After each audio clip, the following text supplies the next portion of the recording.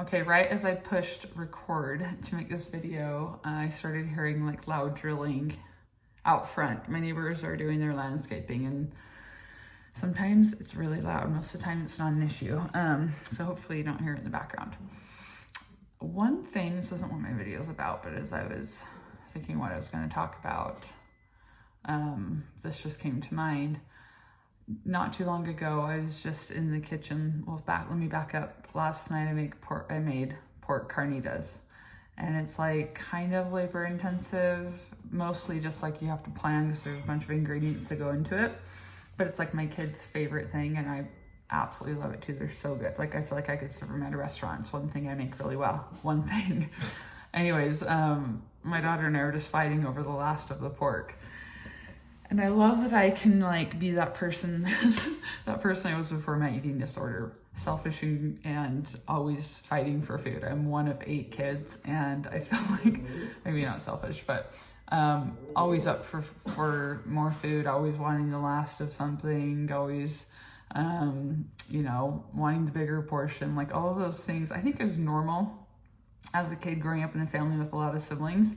But as an adult, and a mom growing up with teenager kids, I feel like it's the same thing. I'm like, you ate all the pork. Whereas before in my eating disorder, I would have been like relieved, like, oh, okay, good. Like, yeah, I kind of wanted those for lunch left over, but I mean, I'm going to give it to them because they want it. I was just kind of like a martyr. I just would always like give up food and felt relief from doing it. So it's nice to want it again and to be selfish about it sometimes. Anyways, my video today is on, hold on a second. Oh yeah, my video is on what it feels like and how to overcome the feeling of failure, or failing, if you want to call it that, at recovery. And first I want to redefine like failing at recovery. I honestly don't see it as failing at recovery. I think like up until the day you die, this can still be this like journey that you're on, and every attempt at recovery that ends in a way that you don't desire it to end in, essentially like with full freedom, I feel like it's just sort of priming you to be willing to do the really hard work it takes to fully recover. And I said that slow because it's very important to understand that. I don't think that means you have to be in recovery for years and years and years, and you have to have tried like every single approach under the sun. I don't think that at all. But most people who come to me are frustrated and fed up, yes, with the eating disorder, but sometimes it feels like they're more frustrated with themselves than they are the eating disorder. And that's what makes me sad to see, because I can see it clear as day. This eating disorder still has control of you, and you're still letting it. And yes, I did use that word intentionally. You're still letting it control you. And so instead of being frustrated with yourself and your character and you as a person, I want you to be frustrated with the eating disorder, because by doing that, and that some people don't agree with maybe this philosophy or theory, but it worked for me. When I got really frustrated with my eating disorder and I kind of saw how it made me, I could kind of see clearly the way it made me feel, the way it made me think, my actions, like everything was being rooted by that eating disorder. And this kind of goes back to my video before about like actions and how influenced your eating, how much your eating disorder influences your actions. But really being able to recognize that it's totally controlling you, and then at that same moment, at least this is how it felt for me, realizing that I was going to control it. It was almost this kind of like rebellious child where it's like, nope, you're not going to control me anymore. And it became this almost like a game. Like it became something where I felt so focused and so unstoppable, and so determined, because I felt like it was this big funny 20-year joke where I was being fooled and tricked. And then I was able to see that I actually could completely change the direction of the rest of my life if I chose to take control back. And so if you're that person that just keeps feeling like, oh, I just keep failing at recovery, I've done so many different things and I've tried everything and I just don't know why I can't. Well, I believe you can. I believe you have not been willing to fully do what it takes to find that freedom. You will recover when you hate the lifestyle and the person that eating disorder kind of exudes. When you hate that more than what it's going to take and the discomfort you have to endure in recovery, that's when you're going to get somewhere. So maybe you're sitting there and you're listening to this going, I don't actually hate it that much. Lie. That's rose-colored glasses. Your eating disorder is lying to you. You do hate it, or you would not be watching a video on how to recover. And so you have to really think about and kind of dig deep and be like, I'm going to push all the like fake artificial things that kind of make me feel good aside. That these little hits I get throughout the day that my eating disorder offers me. I'm going to push those aside. I'm really going to think critically about this. Oh, okay. Yeah. So that eating disorder, it made it so that I was infertile. It made it so that I was not a very great spouse. It made it so that I was not a very involved parent.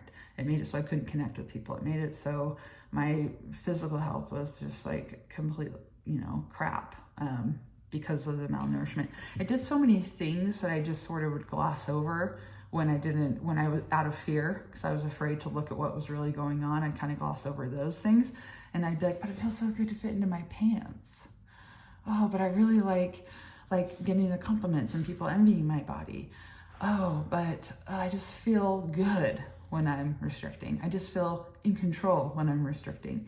I just feel invincible when I'm restricting. All of these things I just kind of focus on instead of the negative things. And those are the things that kept carrying me on and on, living that Groundhog Day, day in and day out. And like I said, it wasn't until I looked at it and saw and able to tease it apart from me and actually see what it was doing to me in my life. And then I got angry, like I said. So if you have failed at recovery over and over and over again, this message is for you. In this very moment, if you were to just erase, I take that back. I was going to say if you erase everything that's happened up to this point and then start today, I actually don't think that would be helpful, because I don't think you, again, would be in a place where you're like, I've tried everything and I'm desperate and I guess I'm going to do this. It's rare that I have someone call me and they're like, hey, I was diagnosed with anorexia or bulimia yesterday. And I kind of want to give your approach a go. Like, nobody, I've never had that happen ever. Sometimes I've had people that are like, maybe 6 months, been diagnosed for about 6 months, and maybe their therapist or dietitian or someone refers them to me, and thank heavens for that. And they're smart enough and they're fresh enough at it that they're like, yeah, okay, I can do these things. And it's hard, but not nearly, I think, the amount of rewiring needs to go on in terms of every aspect of their life for years and years and years, needing to be reframed and rewired.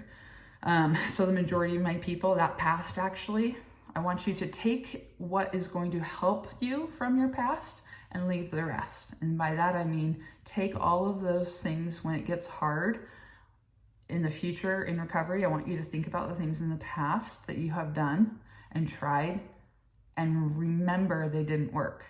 And so for me, I would be like standing at the store in recovery, in my last attempt at recovery, going, I don't want to buy mayonnaise. I don't want to buy I don't want to buy it. I don't want to buy it. And I was like, for 20 years, I've been trying to just eat full fat mayonnaise and have never been willing.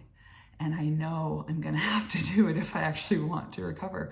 And so it was helpful for me because I had to do the whole avoiding and dodging around it and cutting corners and do that over and over and over again to realize I couldn't do that and I had to just go through. And that's where I could grab that full fat mayonnaise, put it in my cart and eat it.